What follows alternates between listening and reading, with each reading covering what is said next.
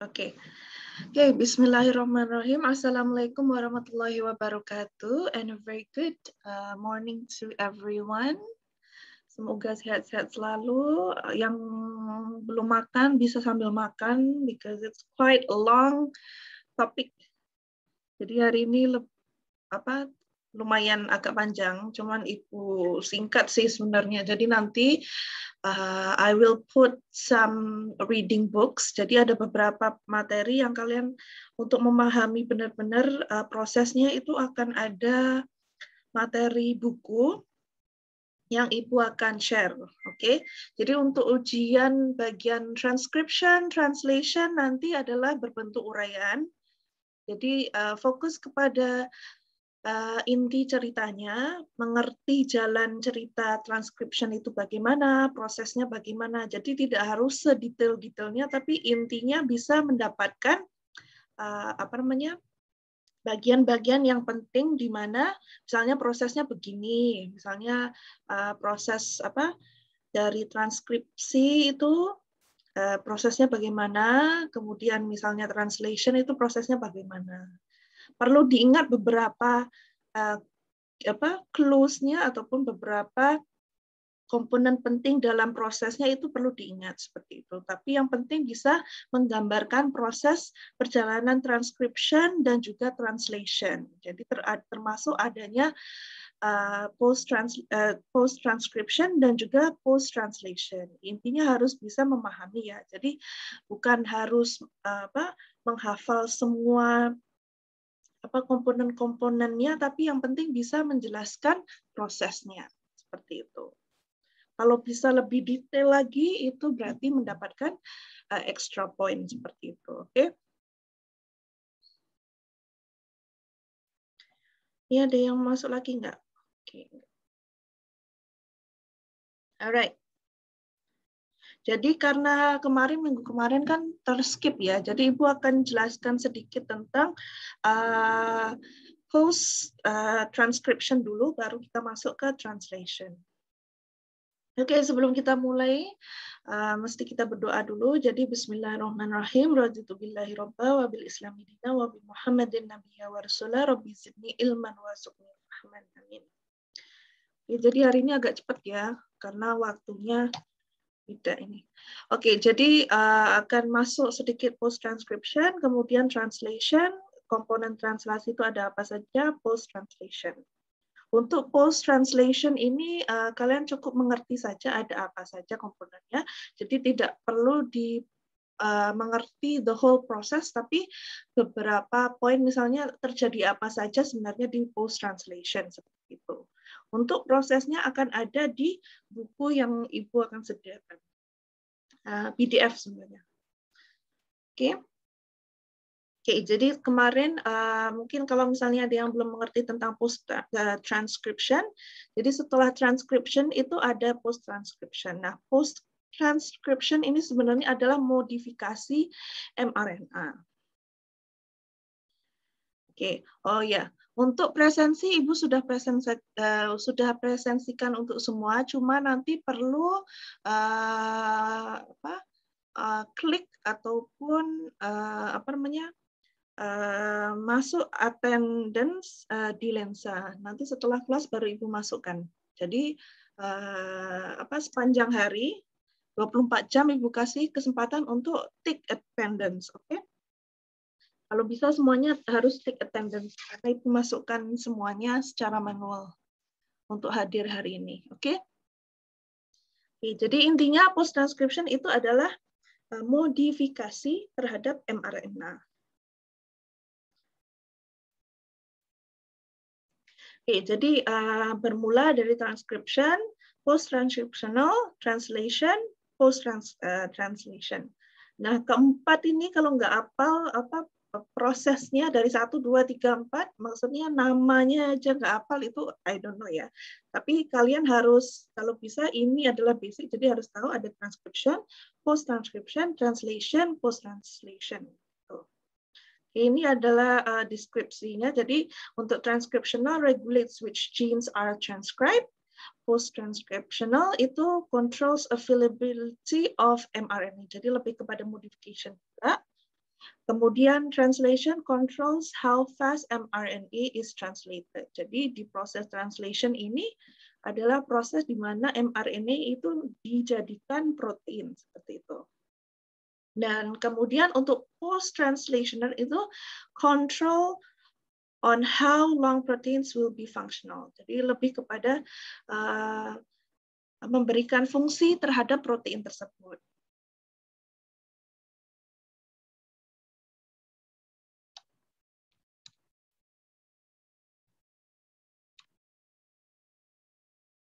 Sorry.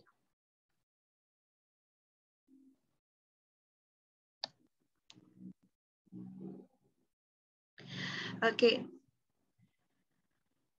Oke, jadi harus mengerti makna mRNA. Jadi mRNA itu M-nya itu sebenarnya dari kata messenger. Kenapa messenger? Karena messenger itu adalah sebagai pesan ya, pembawa pesan. Jadi mRNA itu sebenarnya membawa pesan ataupun membawa informasi yang diambil dari transcription DNA dan akan dibawa ke proses translation, yaitu proses pembuatan protein. Jadi mRNA ini adalah pembawa beritanya, pembawa informasinya. Jadi mRNA operates as the template for protein synthesis. Jadi sebagai template-nya juga encodes genetic information which it translate ataupun membantu informasi itu sampai kepada ribosom dan juga untuk mengassemble ataupun membuat amino acid seperti itu. Jadi mRNA itu biasanya awalnya adalah transcription oleh DNA, kemudian menjadi pre-mRNA. Dari pre-mRNA itu kemudian proses menjadi mature mRNA, menjadi mRNA yang lebih mature seperti itu. Kemudian three main regions occur in both prokaryotic and eukaryotic mRNAs. Jadi semua proses dari pre-mRNA itu kepada mature mRNA itu berlaku pada kedua jenis sel, prokaryotik dan juga eukaryotik. Oke, jadi untuk processing of RNA itu biasanya dimulai dari 5' UTR. Jadi dari sini ada primary RNA transcription. Jadi untuk proses post transcription itu dari hasil mRNA yang ditemukan itu yang sudah ditranscribe itu akan ada 5' UTR, terus ada yang namanya the body of the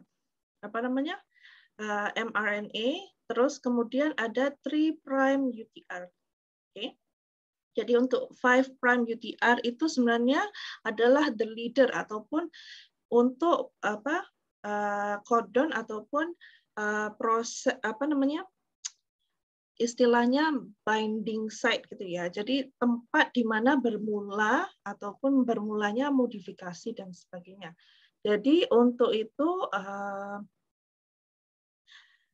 adanya di 5' UTR ini karena dia menjadi leader does not encode any amino acid. Jadi tidak ada amino acid yang menempel ataupun akan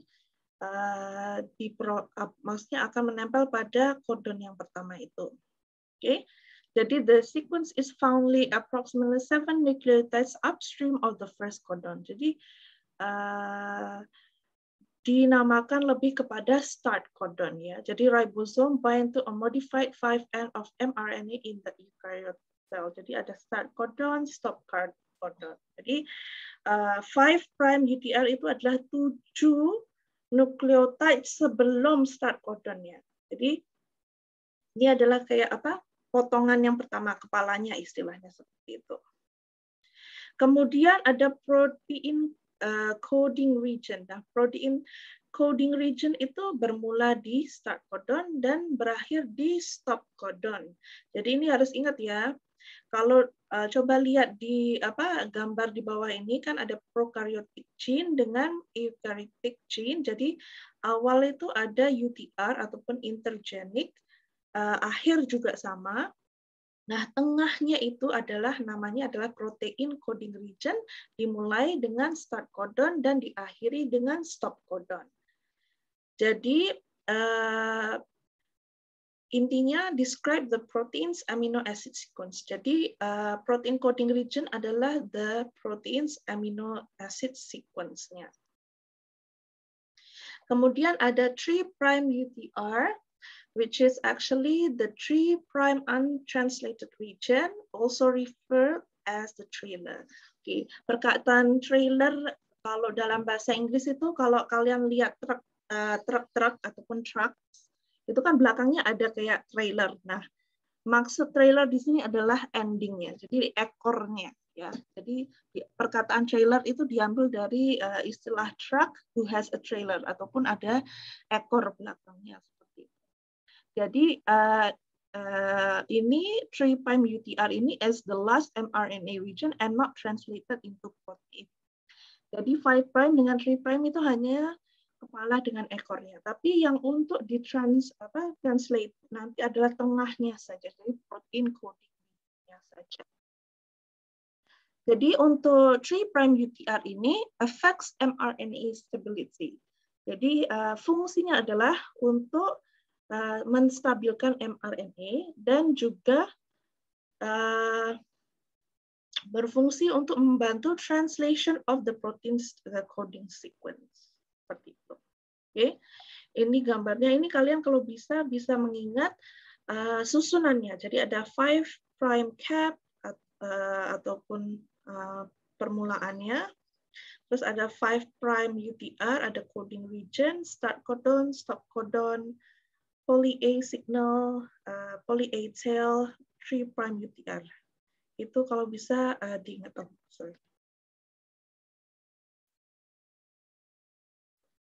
Oke, jadi untuk post-transcriptional modification is indeed after transcription of eukaryotic is altered extensively. Maksudnya adalah modifikasi. Jadi post-transcription itu fungsinya adalah modifikasi mRNA. Changes are made to the RNA molecules 5' N, 3' N, and also protein coding portion. Jadi ada terjadi terhadap 3 tempat pada mRNA sequence tersebut. Oke. Yang dimulai dari 5' cap addition. Jadi one type of eukaryotic pre-mRNA modification is the addition of a structure called 5' cap at its 5' end. Istilahnya 5' cap. Nah, diingat saja 5' cap.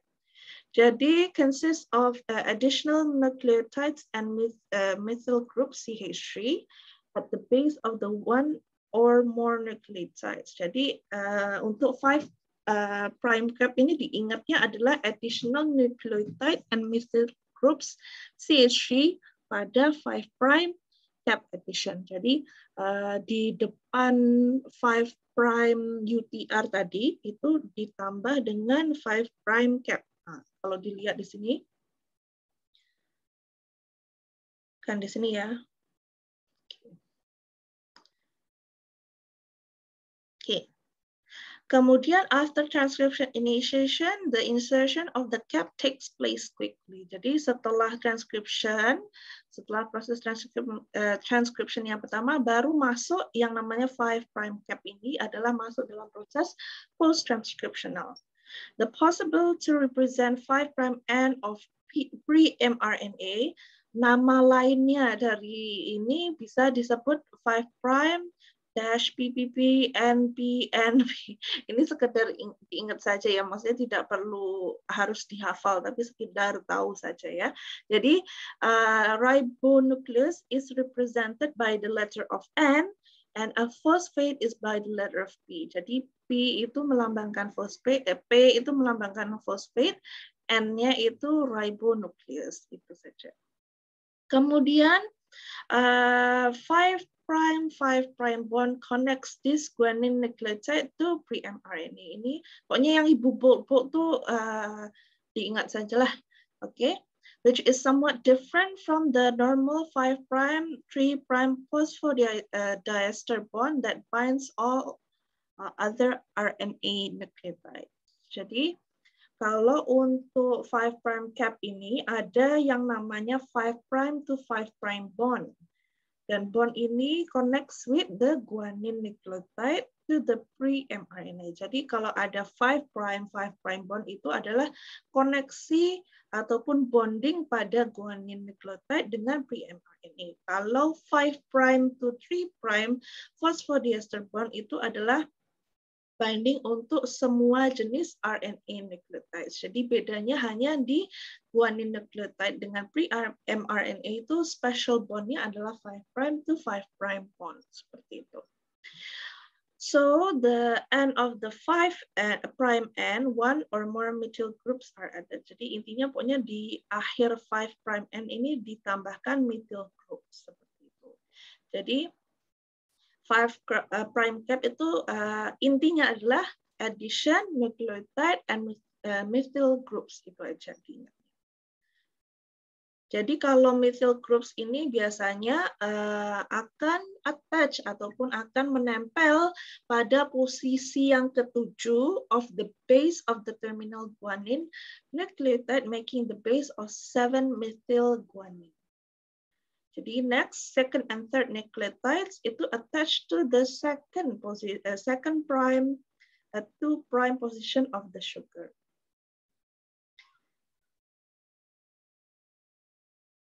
Oke, ini contohnya seperti ini ya. Ini apa proses ataupun gambaran chemical attachment, chemical composition attachment-nya seperti itu. Jadi the process actually involves 3 steps. First, RNA 3-phosphate removes 5' terminal 3-phosphate group. Guanylation of GTP is catalyzed by capping enzyme, forming an unusual 5' to 5' backward bond between the new guanine and the first nucleotide of the RNA transcript. Finally, guanine 7-methyltransferase methylates the newly attached guanine. Jadi sebenarnya 5' cap itu sebenarnya prosesnya adalah cuman ingin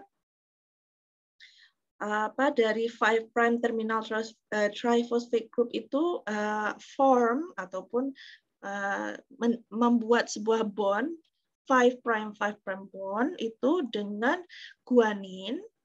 Ingat ya, jadi 5' bond itu terjadi untuk attach pada guanin pada lokasi 7'. Kemudian dari situ guanin 7-methyltransferase methylates itu form because of the attached guanine. Jadi proses 5' cap itu sebenarnya untuk membuat guanin 7-methyltransferase. Intinya itu aja. Itu proses post-transcription yang pertama. Oke. Kemudian ada poly A tail addition. Oke. Setelah ada 5' cap, ada poly A tail addition. Kalau tadi lihat yang di pertama itu, kalau yang di depan 5' UTR itu ada 5' cap. Kalau yang akhir di belakang 3' UTR itu ada poly A tail addition. Jadi addition-nya adalah pada 3' end di belakang. Karena poly A tail, jadi ingat kalau poly A tail itu berarti tail kan di belakang. Berarti di 3' M-nya attachment-nya seperti itu. Nah, memasukkan poly A tail addition ini disebut sebagai polyadenylation. Ya, proses namanya adalah polyadenylation. Jadi much of the extra material is then cleaved at the 3' end and the poly A tail is inserted. Jadi pada proses transkripsi itu ada RNA polymerase II kan? Oke. Jadi saat transcribe itu waktu transkripsi itu ada lebihan-lebihan material dari hasil rilis ataupun hasil produksi ketika proses transkripsi. Jadi lebihan lebihan dari prosesnya itu amino acidnya itu dijadikan polytel A seperti itu. Kemudian sequences both upstream and downstream of the cleavage site are necessary for processing the 3' end of pre-mRNA. Oke, kalau misalnya di mRNA, upstream itu sebelah kiri Anda. Jadi kalau kalian menghadap depan stream, berarti sebelah kiri itu adalah istilah nama kodon protein sequence-nya itu adalah upstream. Kalau sebelah kanan itu downstream kalian. Istilah site-nya. Kemudian downstream of the cleavage site is sequence rich in uracil nucleotides. Jadi di bagian belakang ataupun akhir ekor-ekornya sebuah mRNA itu rich in uracil nucleotides. Jadi biasanya ada guanine and uracil nucleotides. So on many mRNAs, the poly-A tail confers stability, increasing the time during which the mRNA remains intact and available for transcription. Jadi fungsi utama poly-A tail itu sebenarnya untuk menstabilkan mRNA itu supaya tidak degrade ataupun tidak hancur oleh lingkungannya atau in the cytoplasm and so on. Jadi untuk membantu menstabilkan mRNA. Jadi poly-A tail ini juga enhances the ribosome attachment to the mRNA. Jadi membantu proses penempelan ribosom itu pada mRNA untuk proses translasi seperti itu. Ini lebih kurang gambarannya bisa dibaca saja. Oke. Kemudian ada RNA splicing. Nah, tadi ada 5' cap, diingat, terus kemudian ada poly-A tail addition. Nah, sekarang kita masuk ke RNA splicing. Jadi udah masuk ke poin ketiga di post transcription ya. Jadi untuk RNA splicing ini removal of introns. Oke, jadi di protein coding tadi, coding site itu di tengah-tengah badannya itu ada introns exons ya. Nah, introns exons itu kalau untuk RNA splicing kita tidak mau intronsnya. We only want the exons, oke? Jadi we have to remove the introns. Jadi harus membuang ataupun menghilangkan intronsnya. Nah, caranya bagaimana? Ya kita kan harus ngambil introns in between kan. Jadi caranya kalau mRNA ataupun sistem DNA dan sebagainya itu mesti akan membuat loop. Oke, jadi membuat loop antara exon dengan exon itu misalnya gini kan. Jadi karena mau ngambil yang tengah, jadi dia membuat loop. Oke, membuat loop. Nah, kalau membuat loop itu prosesnya dinamakan RNA splicing karena akan mencabut bagian loop. Kemudian, before RNA moves to the cytoplasm, this modification takes place in nucleus. Jadi, RNA splicing itu berlakunya masih di nucleus. The presence of 3 sequence in the intron is required for splicing. Jadi, semua intron itu akan berlaku RNA splicing. Jadi ada 3 sequence ya, oke. Jadi one of the end of the intron is referred the 5' splice site, and the other end is 3' splice site. Jadi ada 3 sequence intron. Yang pertama 5' splice site, kemudian yang kedua lagi adalah prime site. Okay. Aku mau jemput kapan? Di Pak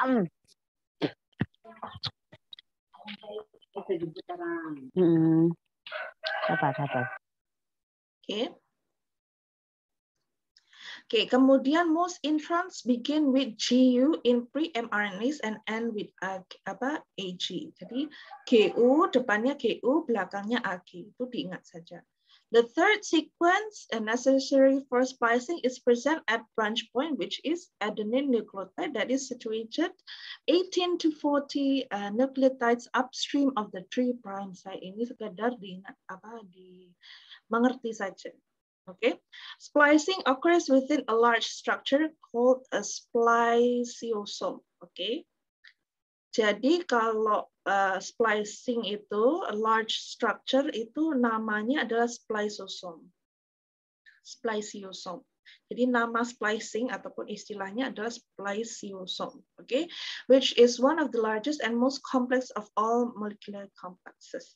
Nah, untuk proses RNA splicing ini akan dibantu dengan factors RNA molecules U1, U2, U4, U5, dan U6 yang almost 300 proteins from the spliciosome. Ini adalah 5 RNA molecules. Nah, 5 RNA molecules ini juga dinamakan sebagai small nuclear RNAs, snRNAs. Oke, jadi yang UUU-nya ini adalah small nuclear RNAs.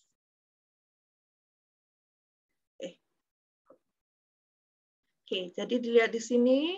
Nah, splicing adalah seperti ini. Jadi U nempel di bagian 5' splice site, kemudian ada branch A point, ada U2 di sini, kemudian U4, U5, U6 itu ngikut aja, pokoknya nempel juga seperti itu. U1 remove, U4 remove, jadi tinggal U6, U5, U2 di sini dan lepas.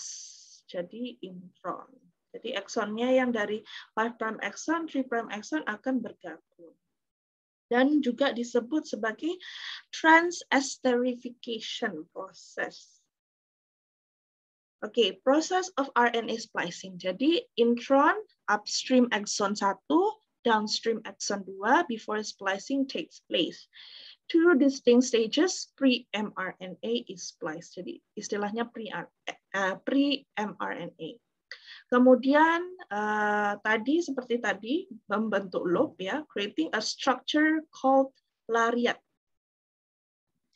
Kalau perkataan lariat ini biasanya English itu kalau di Amerika, tahu nggak yang cowboy itu, yang biasanya buat tali cowboy itu, yang membuat loop itu, nah itu sebenarnya istilahnya lariat. Jadi dari situlah diambilnya istilah penggunaan perkataan lariat itu. Oke, kemudian in this reaction, via a transesterification reaction, the guanine nucleotide in the consensus sequence binds with the adenine nucleotide. Nah, prosesnya itu guanine nucleotide dan bergabung dengan adenine nucleotide. Oke. Ini you can read. Jadi intinya mature mRNA consisting of the exon spliced together is exported. Nah, jadi dari proses RNA splicing itu hasilnya adalah exon yang digabungkan dan diekspor dari nukleus ke cytoplasm. Oke, ini contohnya seperti ini, transferication, esterification-nya bergabung membentuk phosphate bond seperti itu. Selain RNA splicing itu juga adanya alternative processing pathways ataupun alternatif proses untuk RNA splicing-nya. Jadi in order to generate ataupun untuk memproduksi sebuah alternative forms itu a single pre-mRNA is processed in various ways, resulting a development of various proteins from the same DNA sequence. Jadi dari single pre-mRNA itu diolah ataupun diproses menjadi beberapa jenis protein. Nah, alternative splicing ini in which the same pre-mRNA can be spliced in more than one way and are translated into different amino acid sequence. Karena memang proses alternatifnya ini bisa menjadi apa saja ataupun menjadi banyak jenis protein, maka dari itu translasinya bisa membentuk different types of amino acid sequences thus producing different proteins. Jadi kalau misalnya chain of amino acid-nya ataupun rantai amino acid itu adalah berbeda-beda, maka hasilnya juga menghasilkan protein yang berbeda. Now, another method of alternative processing involves the use of several 3' cleavage sites, where pre-mRNA comprises of 2 or more potential cleavage and polydenylation site. Jadi bedanya di alternatif itu pada 3' cleavage site-nya itu pre-mRNA itu bisa memiliki 2 atau lebih potensial tempat untuk pemotongan itu dan juga banyak jenis polyadenylated. Jadi intinya itu aja seperti itu. Jadi in multicellular eukaryotes biasanya proses ini banyak terjadi in pre-mRNA. Jadi 90% of all human genes undergo alternate splicing. Jadi lebih bebas splicing-nya, tidak terlalu fix satu jenis splicing. Nah, ini contoh alternate splicing of alpha tropomyosin gene leads to different forms of the mRNA and protein in different cell types. Jadi ini contohnya ada smooth muscles, ada fibroblast, liver, brain. Jadi proses splicing-nya kalau dilihat sedikit berbeda. Terus,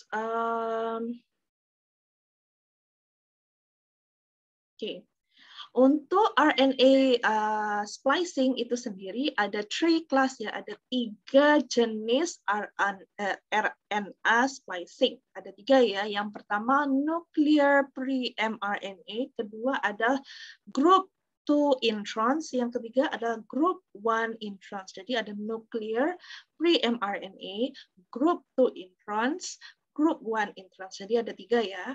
Nah, ini adalah beda mekanismenya. Kalau untuk nuklir itu 2 trans-esterification reaction branch site A. Untuk group 2 introns itu same as pre-mRNA. Untuk group 1 introns, 2 trans-esterification reaction exogenous G. Jadi yang ini diingat saja. Untuk memahami lebih dalam, degree level tidak begitu perlu. Tapi if you want to do further reading, you are welcome. Oke, jadi intinya cuma perlu diingat saja mekanismenya seperti apa, abundance-nya seperti apa, catalytic machinery ataupun prosesnya itu seperti apa. Ini adalah contoh-contoh branch RNA class. Jadi lariatnya itu bentuk lariatnya tuh line-line sedikit seperti itu. Ini sekadar harus tahu saja, tapi tidak perlu terlalu diingat. It's not part of the important things. Seperti itu. Oke, jadi dari 3 splicing itu ada pre-mRNA spliceosome yang biasa standar, kemudian ada group 2 cell splicing. Jadi bindingnya lebih ke adenin. Terus prosesnya seperti itu. Sebenarnya hampir sama dengan pre-mRNA spliceosome ya. Terus kemudian group 1 cell splicing. Jadi dia memotongnya adalah pada guanin ya. Kalau yang ini adenin, yang group 1 itu pada guanin, pada G, pada codon G seperti itu. Ini adalah beberapa gambaran. You can actually look at it. Oke, kita masuk ke translation. Oke, translation protein synthesis. Kenapa harus adanya translasi? Karena memerlukan energi untuk synthesis of proteins, as well as a third of the dry mass of the cell reflects the importance of protein synthesis. Jadi translation itu sebenarnya adalah proses protein synthesis. Jadi protein tidak bisa dihasilkan dengan sendirinya, tapi harus melalui proses energi dan sebagainya. Nah, proses energi ataupun penggunaan energi itu adalah harus melalui ribosom, karena ribosom is the source of energy. Seperti itu. Jadi translation component itu di proses translasi itu ada mRNA. Jadi mRNA hasil dari transcription dan post transcription itu dibawa untuk proses translation. Nah, mRNA ini ataupun mRNA itu di eukaryotes made in the nucleus transported to the cytoplasm. Tapi kalau di prokaryot itu transcription and translation-nya occur concurrently, maksudnya berada di sama-sama di sitoplasma. Nah, kemudian ada juga tRNA, adapter molecules that mediate the transfer of information from nucleic acid protein. Nah, tRNA ini sebenarnya juga dihasilkan oleh transcription process. Nah, transcription process ini sebenarnya menghasilkan setidaknya 3 sampai 4 jenis mRNA ya. Jadi ada ingatnya RMTS. Jadi tergantung dengan RNA polymerase-nya. Jadi kalau kalian sudah membaca yang sebelum ini, nah kalau RMTS, jadi R maksudnya rRNA, M mRNA, T tRNA, S itu snRNA. Jadi ada 4 jenis RNA yang dihasilkan melalui proses transcription. Nah, jadi keempat-empatnya itu penting untuk proses translation. Oke. Dan fungsinya adalah berbeda-beda.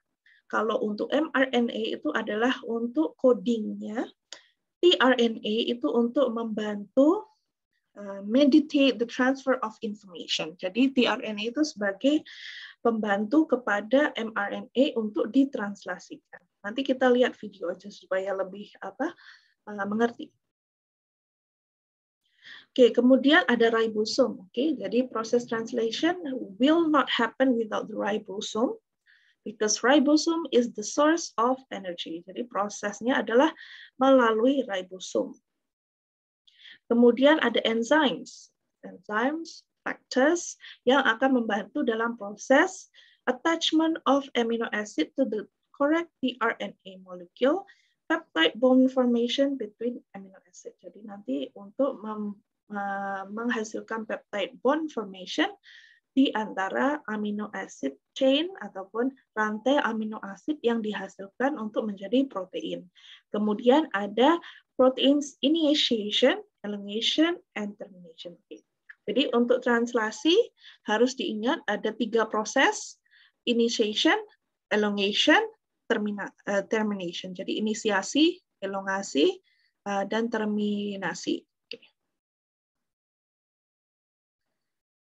Kemudian, ini adalah bentuk tRNA structure ya. Jadi untuk tRNA structure ini has a primary, secondary, and tertiary structure. Jadi primary-nya adalah yang lurusnya ya. Jadi 5', 3' seperti biasa. Dimulai dari G, guanin, kemudian ending with adenine. Ini yang primary structure. Kemudian secondary structure adalah berbentuk T. Bentuknya T, and tertiary structure itu lebih kompleks seperti itu.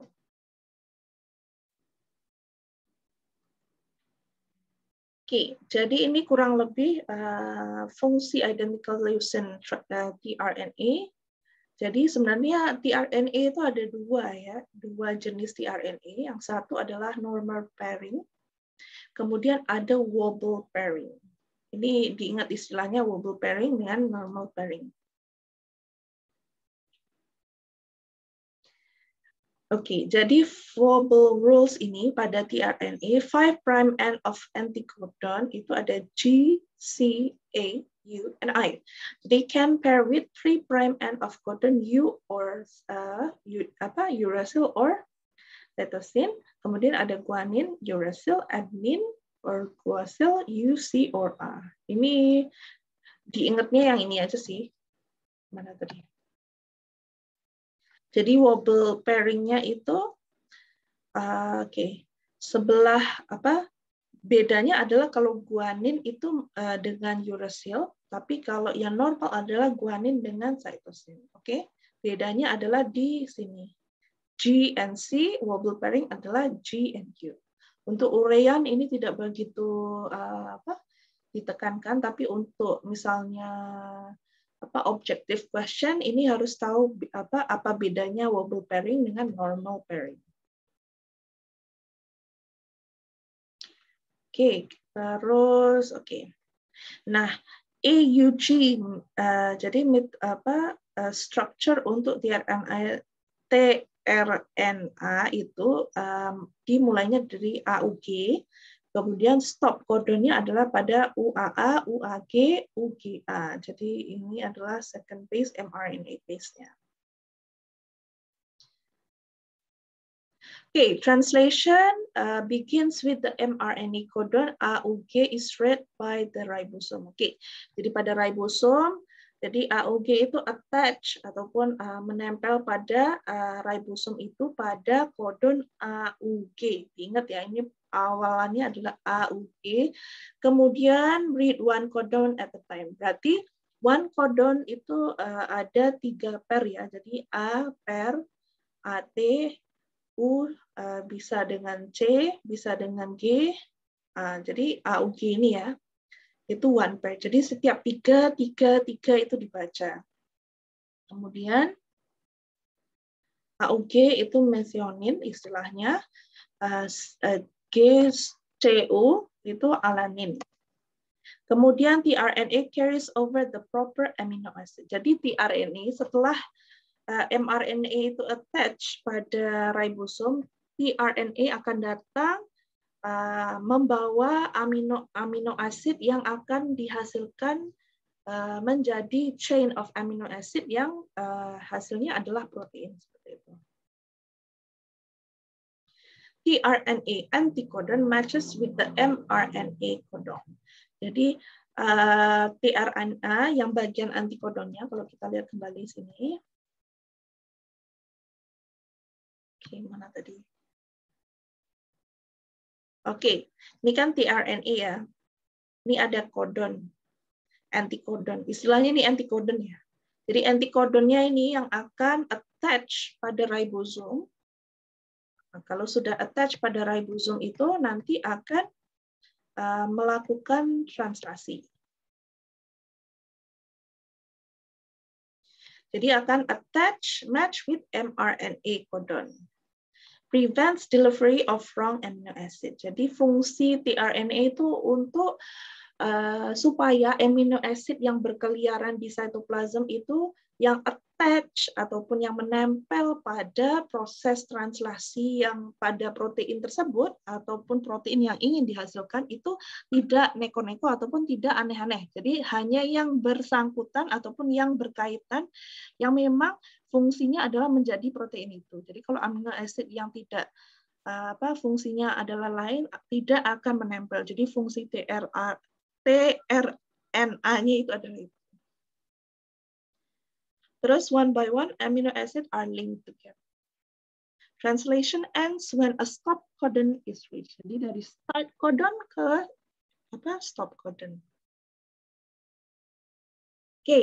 Amino acyl tRNA synthesis catalyze the attachment of tRNA molecules to its respective amino acid. Nah, dalam proses translasi juga ada yang namanya enzim kan tadi. Nah, enzimnya adalah namanya amino acyl tRNA synthesis. Jadi there is at least one amino acyl tRNA synthesis synthetase for each amino acid. Jadi setiap ada satu gula ataupun satu amino acid itu nempel gitu. Nah, itu akan ada satu enzim. Jadi, misalnya ada satu gula enzim, nempel, mulai ada lagi. Jadi, continuously seperti itu. Jadi, the attachment of the amino acid activates or charges the tRNA molecule. Jadi attachment untuk enzim itu sebagai catalyst ya. Jadi membuat tRNA, sorry, I'm used with the English alphabetic. Jadi tRNA molekulnya itu akan activate ataupun mulai berfungsi seperti itu. Jadi harus ada catalystnya, harus ada enzimnya. Jadi the attachment of the amino acid is at its carboxyl terminal. Okay, jadi attachment adalah pada carboxyl terminal. Kemudian ada peptidyl transferase. Jadi catalyzes the sequential transfer of amino acids to the growing chain. Forms the peptide bonds between amino acids. Jadi untuk enzim peptidyl transferase itu membantu sequential transfer of amino acid to growing chain. Jadi membantu proses juga membantu proses dalam transfer amino acid ke growing chain. Jadi kalau di tRNA tadi yang membantu menempel adalah yang sebelum ini amino acid tRNA synthesis. Nah, untuk masuk atau untuk menempel itu, sebelum menempel itu peptidyl transferase itu membantu ataupun transfer ataupun mengumpulkan, istilahnya kayak ayo sini amino asid 1, 2, 3 susun ya satu-satu gitu misalnya gitu. Jadi yang mengawal ataupun yang menjadi ketua untuk amino asid itu untuk menempel satu-satu itu adalah peptidyl transferase seperti itu. Jadi yang bantuin ngasih ataupun bantuin menyusun amino asid itu supaya tidak susunannya itu tidak salah seperti itu. Oke. Untuk ribosom perlu diingat kalau untuk prokaryotes itu 70S, eukaryotes ada 80S. Jadi prokaryotes overall smaller, eukaryotes overall bigger. Ya, karena prokaryotes itu adalah sel yang kecil, eukaryotes itu besar. Jadi logically yang kecil itu mesti prokaryotes, yang besar itu eukaryotes. Nah, ini adalah bentuk ataupun jenis ribosom ya. Jadi ribosom itu kalau in computer model ataupun bioinformatics study, you can actually make this kind of model. Jadi mengikut dengan gambaran ataupun keaslian bentuk ribosom itu kira-kira seperti ini, kira-kira ya. Kemudian ini adalah the schematic modelnya. Jadi ribosom, jadi mRNA itu nempel di ribosom itu masuk ya, bukan nempel lebih kepada kayak misalnya ini contohnya ini ribosom ya. Jadi misalnya mRNA masuk klub seperti itu, ribosomnya nempel gitu. Nah, terus baru proses translasinya tuh bergerak seperti itu. Nah, ini movement ribosomnya of course from 5' to 3' decoding center. Nah, ini adalah tempat di mana ribosom itu membaca. Jadi ada decoding centernya itu adalah tiga jenis codon. Nah, tRNA setiap pembacaan satu codon dari tiga jenis bacaan.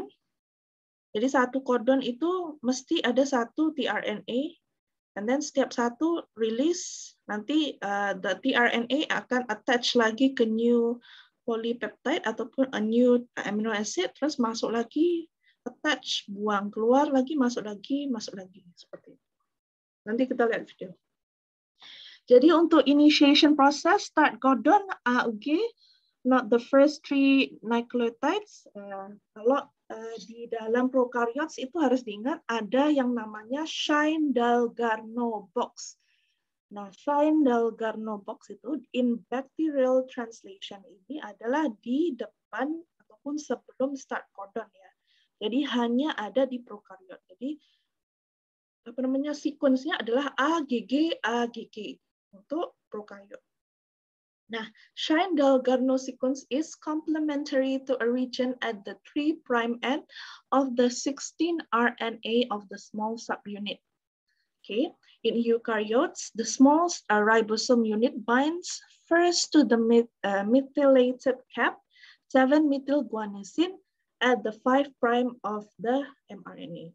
Oke, tadi kan proses post transcription ada 5' cap ya. Jadi kalau di eukaryotic itu binding of the first initiation of the ribosome itu bermula pada 5' cap-nya tadi 7-methylguanosine. Nah, kalau untuk prokaryot itu initiation-nya ada bermula pada start codon setelah Shine-Dalgarno box-nya.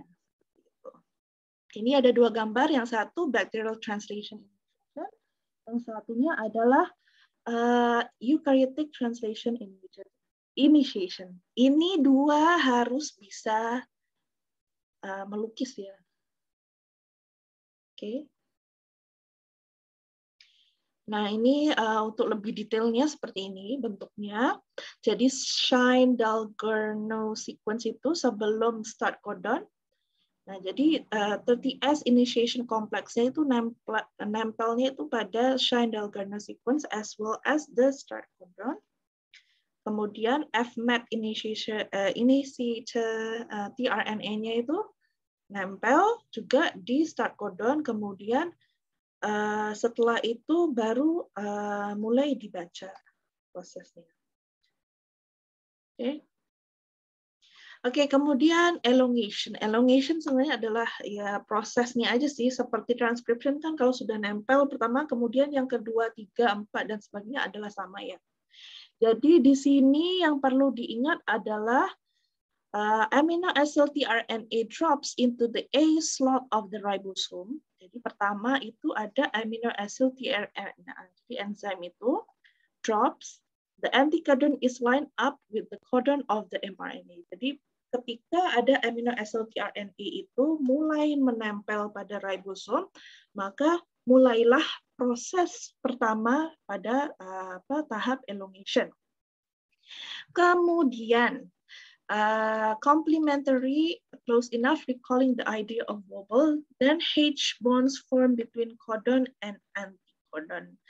Jadi walaupun ada proses yang wobble, itu sebenarnya beberapa jenis tRNA itu kan ada yang wobble jenisnya, ada yang biasa. Nah, kalau untuk wobble, H bonds from between the codon and anticodon is formed. Oke, seperti itu. Kemudian tRNA changes conformation, which shift the conformation of EF-TU causing hydrolysis of GDP to GDP plus P. Jadi proses pengambilan energi, proses hidrolisisnya itu pada tRNA itu dari GTP menjadi GDP plus P, seperti release from AAtRNA. Jadi setelah tRNA itu nempel, prosesnya adalah hidrolisis itu, terus baru tRNA-nya itu cabut ya. Jadi lepas dari ribosom seperti itu. Jadi the codon-anticodon interaction is stable long enough for the catalytic activity of the ribosome to hydrolyze the bond between FMET. FMET itu adalah nama tRNA ya. And the tRNAF in the P slot and attach the FMET to a new amino acid with a peptide bond in the A slot. Oke, jadi kalau tRNA yang sudah dipakai itu istilah namanya FMET. Terus ada tRNA yang di sebelahnya, kan ada 3 tempat ya, ribosom itu di sebelahnya ada tRNAF. Nah, seperti itu. Nanti kita lihat video. Kemudian ini sebenarnya mengerti saja sih.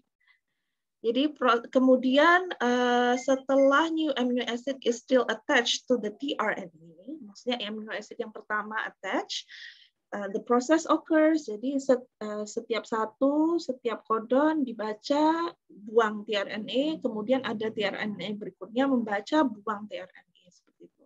Jadi the ribosome shift position with respect to the mRNA and tRNAs.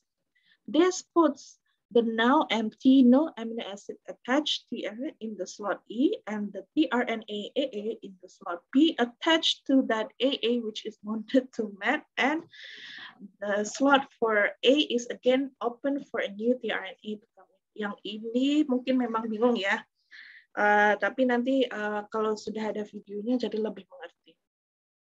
The elongation factor EFG binds near the A slot as soon as EFTU leaves. Jadi EF itu istilahnya sebenarnya singkatan dari elongation factor ya. Elongation factor EFG. EFG itu berarti guanin ya.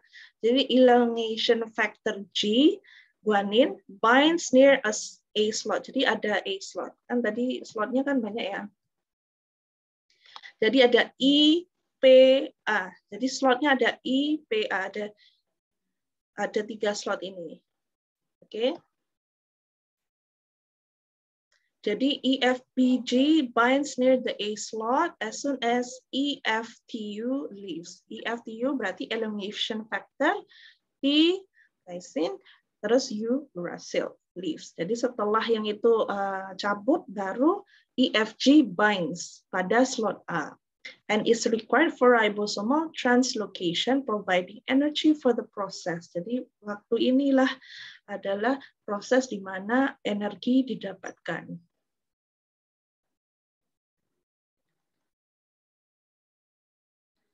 Oke, kalau kita lihat di sini ya. Jadi adjacent amino acid tRNAs.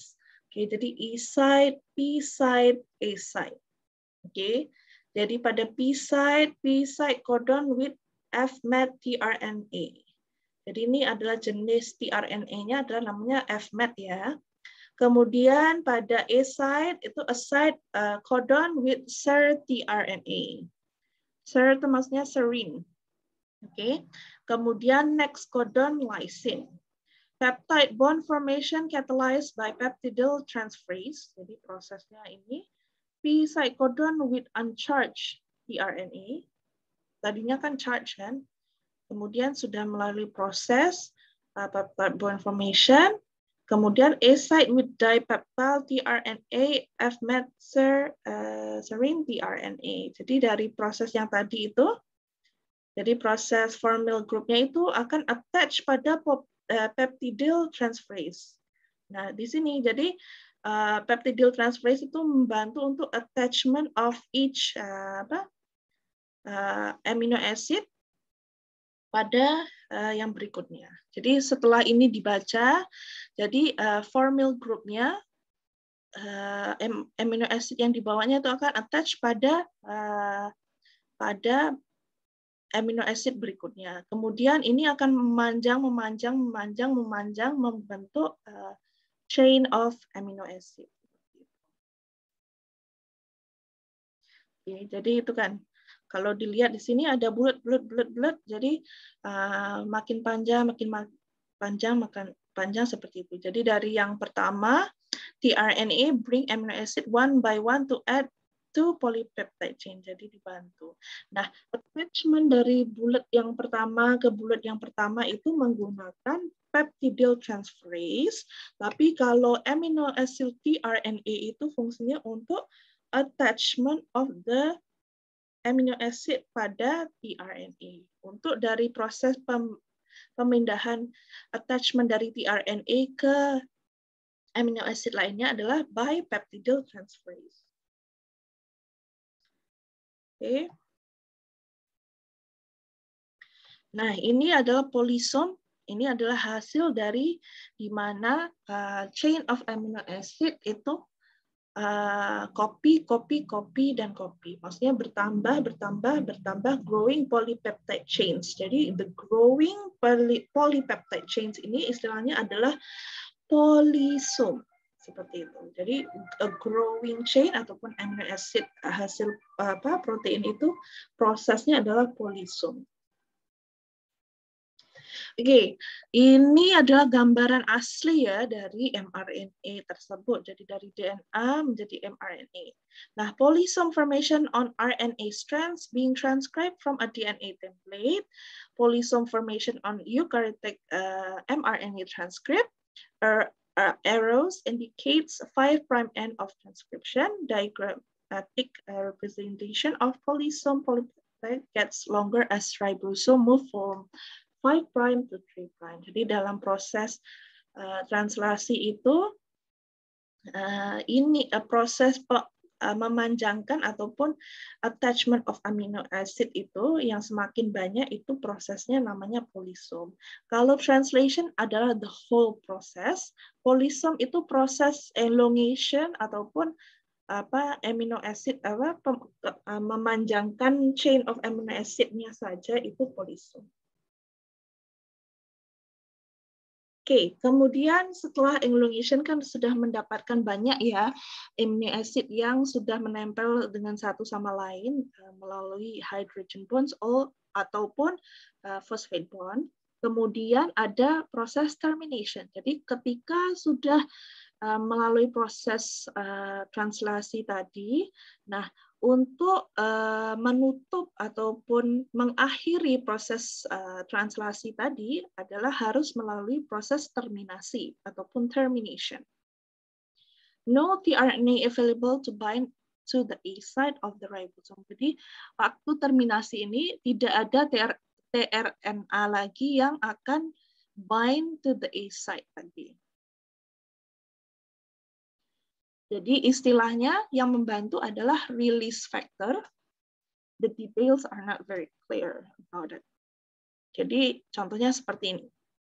Okay, stop codon is encountered. Jadi ketika ada stop codon di A site, maka tidak ada tRNA yang akan bergabung pada stop codon seperti itu ya.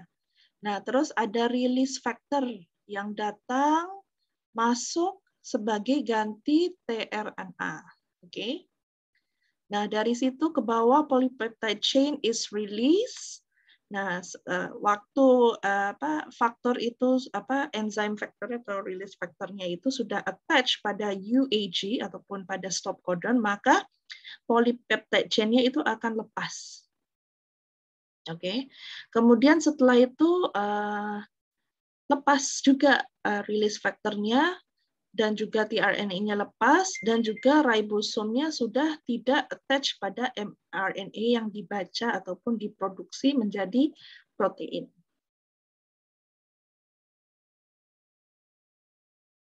Ini adalah perbedaan, jadi bisa dibaca saja nanti, the differences. Tapi kalau mau dilihat secara detail, kalau again, prokaryotes, the transcription and translation berlaku pada cytoplasma.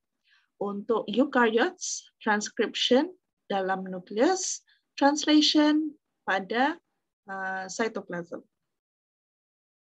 Untuk gene-nya adalah lebih complicated pada eukaryotes, jadi banyak intron dan exon. Kemudian untuk transcription-nya itu one RNA polymerase. Kalau yang transcription-nya ini akan ada methylated cap, 5' cap tadi, dan juga pada 3' ada poly A tail, bedanya itu. Kemudian translation, unique initiator tRNA carries formyl methionine. Jadi mRNAs have multiple ribosome binding site. Jadi ada banyak binding site. Ini ada satu, ada dua ya. Jadi proses pembuatan translation-nya banyak site. Jadi pada satu long mRNA itu akan terjadi pada banyak tempat. Karena start codonnya ada dua, misalnya seperti itu. Ada more than two. Kalau initiator tRNA itu ada hanya satu saja start codon.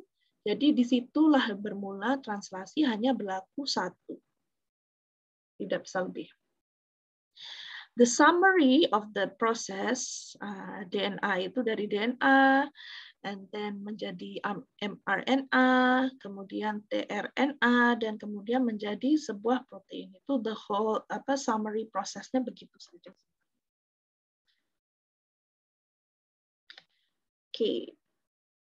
Protein profiles. Jadi ada splicing variants 6 to 8 proteins. Ini sebenarnya untuk additional information ya. Jadi perlu dibaca saja. Because it's going to be a lot. Oke, untuk tadi sudah ya proses translation. Jadi translation itu sebenarnya pada ribosom. Bedanya dengan transcription. Kalau transcription itu adalah copy DNA menggunakan DNA di split ya. Jadi DNA-nya itu dipecah menjadi mRNA. Nah dari situ menggunakan RNA polymerase, tapi kalau pada translation itu menggunakan ribosom. Tapi tidak ada splicing, tapi akan membuat chain of amino acid.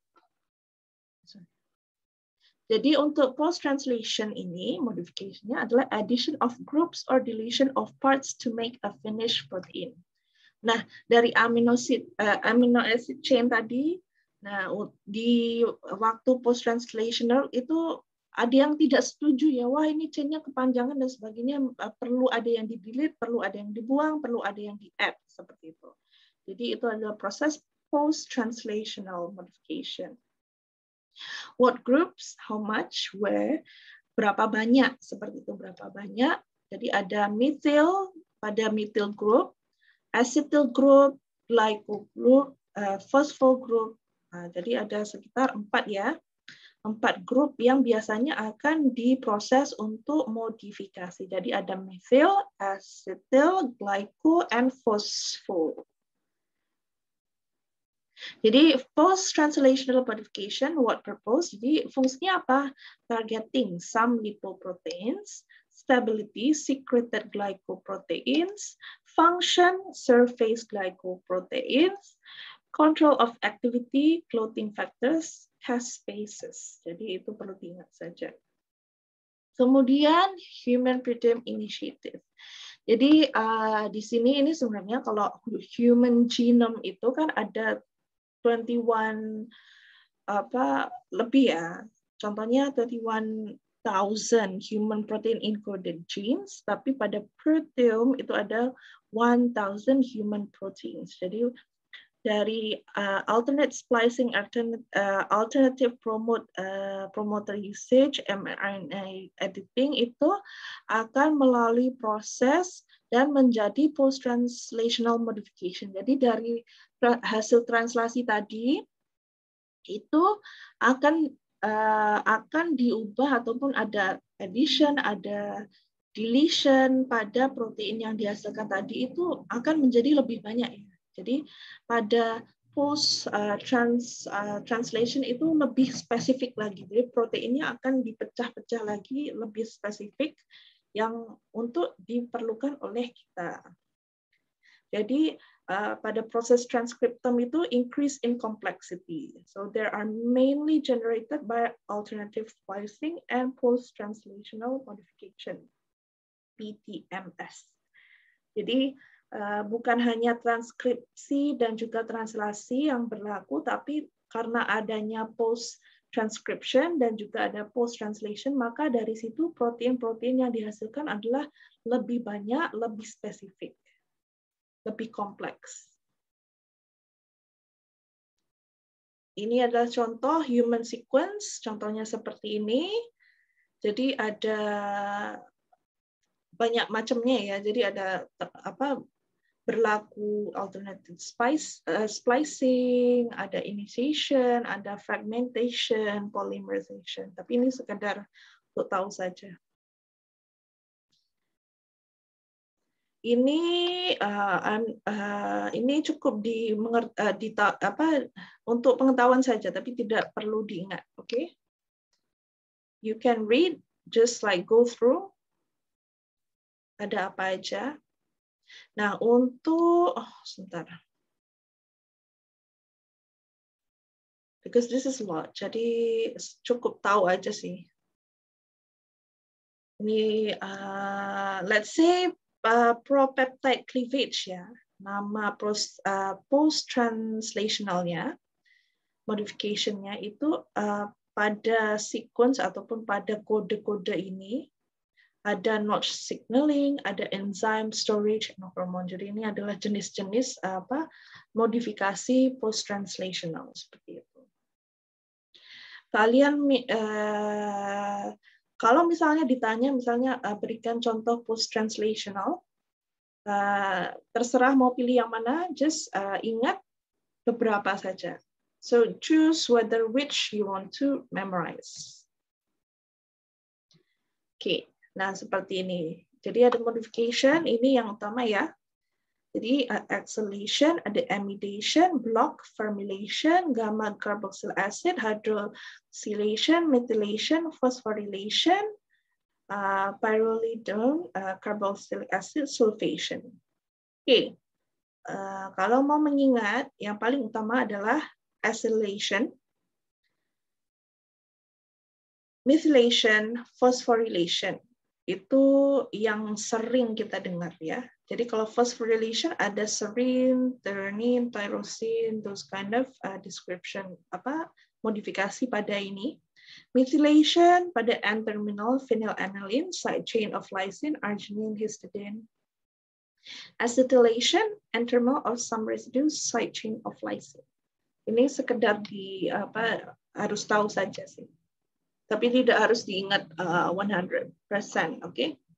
Jadi sekedar harus tahu ada apa aja post-translational modification. Oke.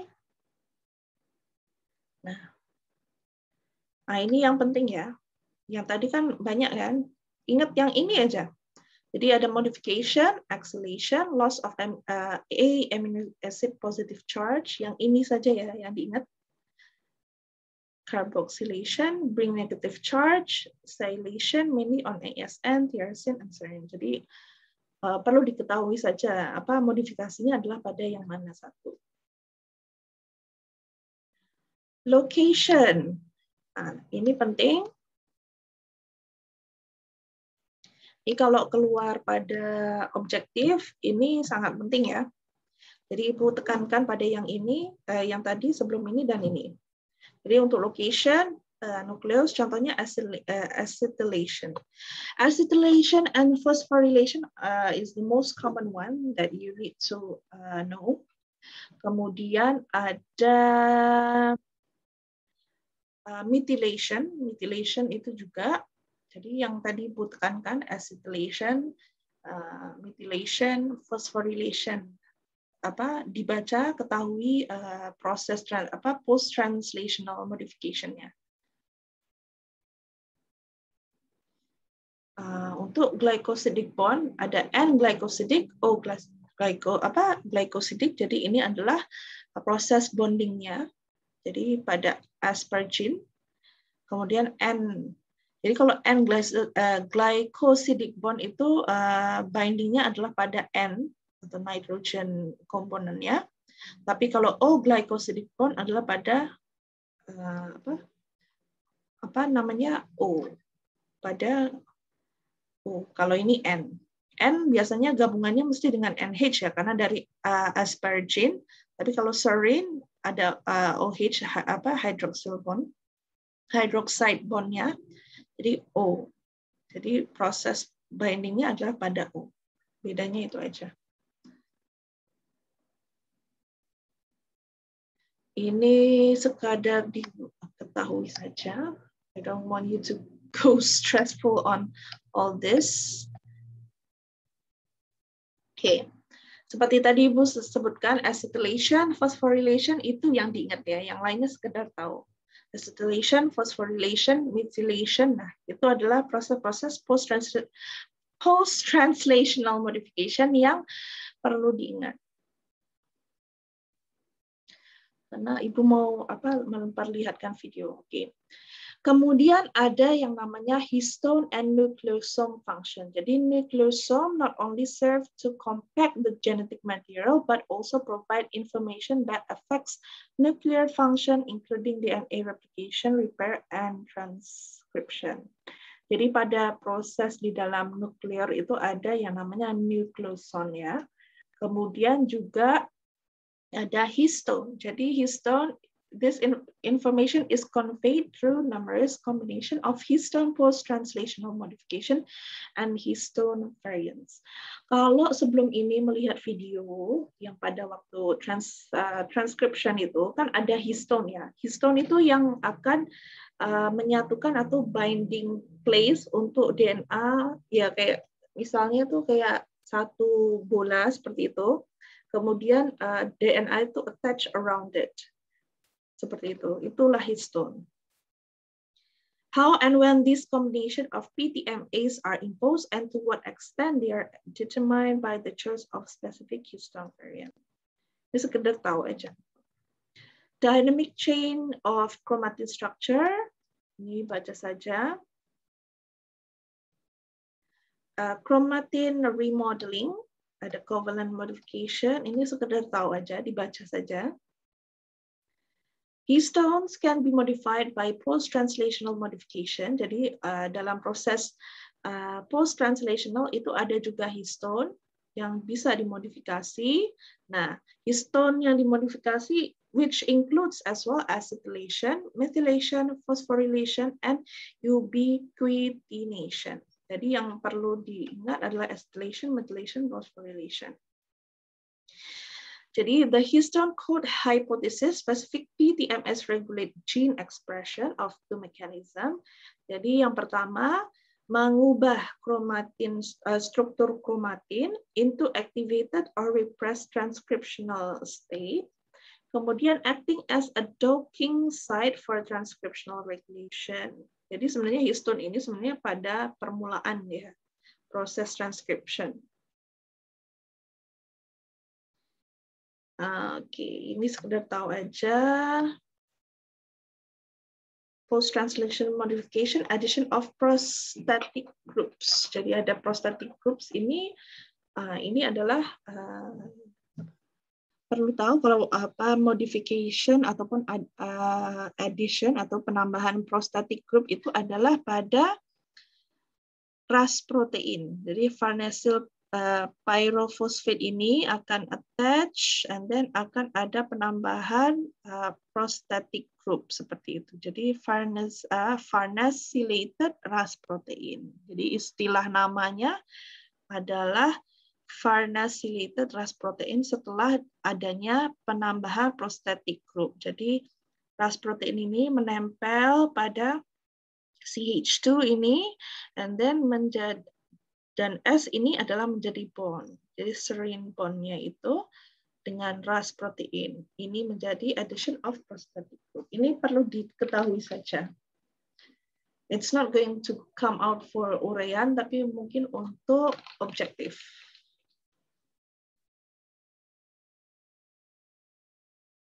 Jadi ada protein glycosylation. Ini cukup dimengerti saja. O-link, N-link yang tadi itu. Jadi O, and then yang ini NH. Serine, tyrosine, and then ada proses untuk N-link-nya itu lebih complicated lagi. Tapi kalau untuk O-link hanya pada serine tyrosine. Thank you. Okay. Kita lihat video ya. Before we end, okay. I think I have 5 more minutes. Sebentar.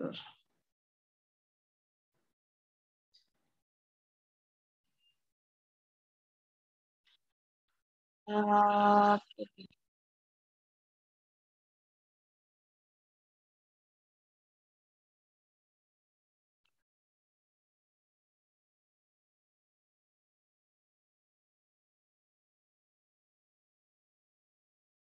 Terdengar tidak?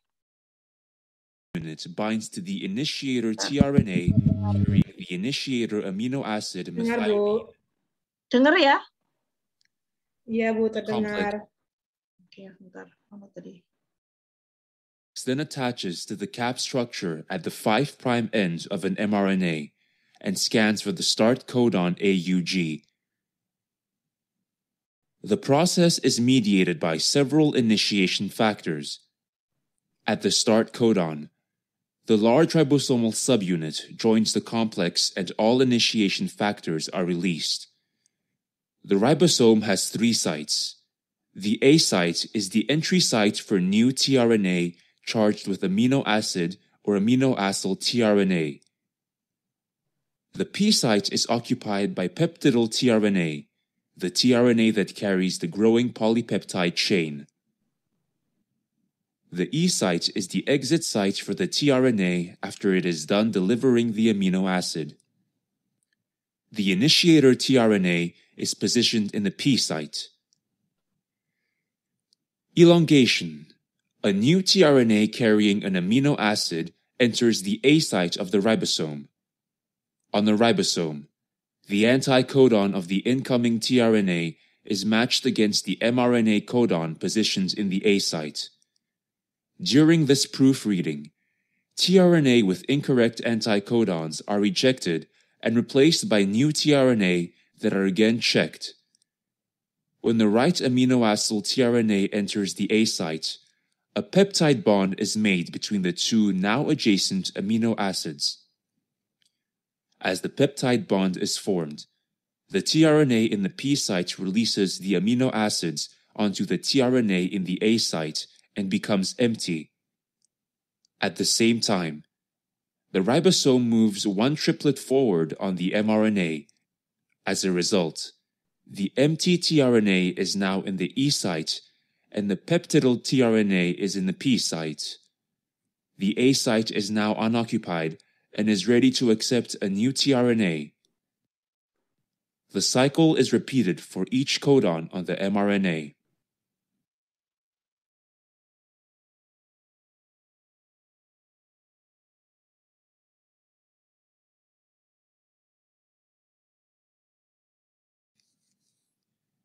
Termination.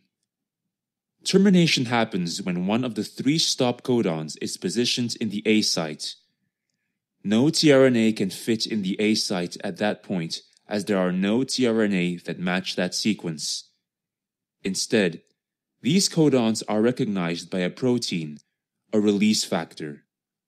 Binding of the release factor catalyzes the cleavage of the bond between the polypeptide and the tRNA. The polypeptide is released from the ribosome. The ribosome is disassociated into subunits and is ready for a new round of translation.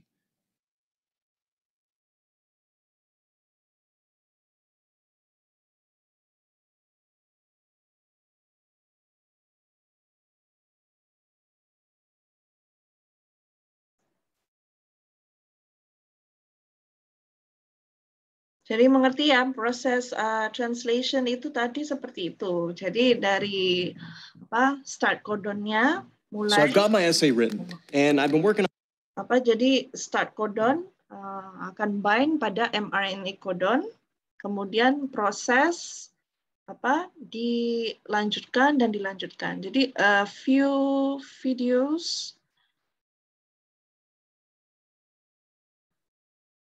Ya, bentar. Oke, karena udah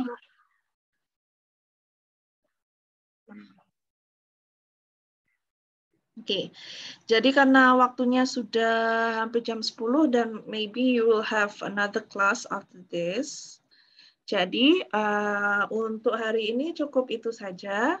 Beberapa materi bacaan untuk memahami prosesnya dan cara penulisan prosesnya itu bagaimana itu akan Ibu upload di Lensa hari ini. Oke. Sebelum kita end, apakah ada yang mau bertanya?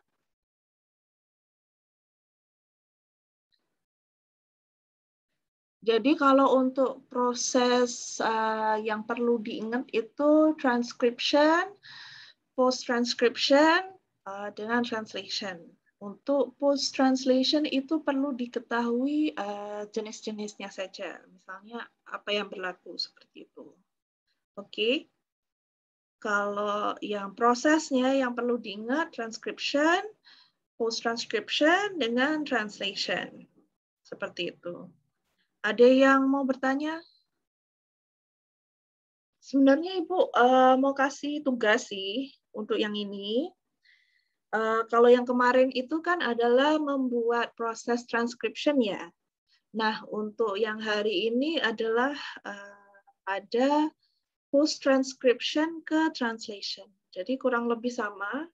Terserah mau dalam bentuk apa. Yang kali ini mau dalam bentuk kata-kata bisa, tapi perlu ada gambar ya. Kalau misalnya gambarnya mau attach dari mana-mana sumber boleh, tapi kalian buat